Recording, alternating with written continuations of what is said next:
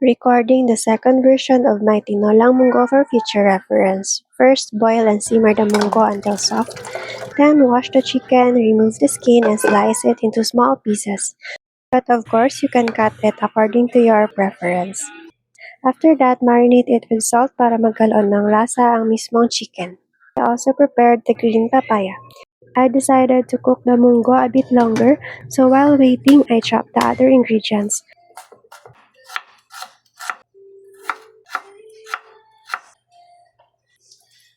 Okay, the munggo is ready.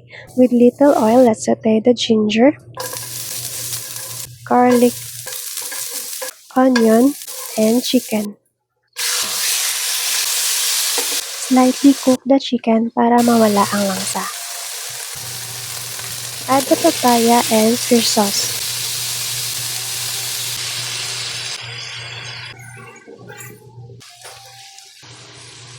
Then the munggo.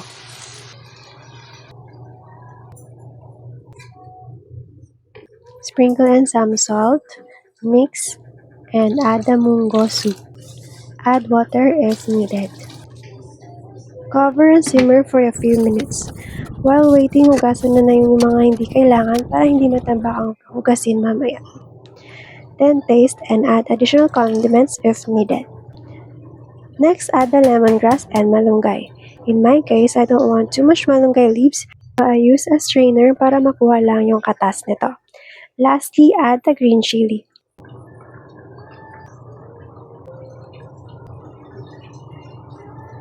And there we have it, tinolang munggo. Tara, kain!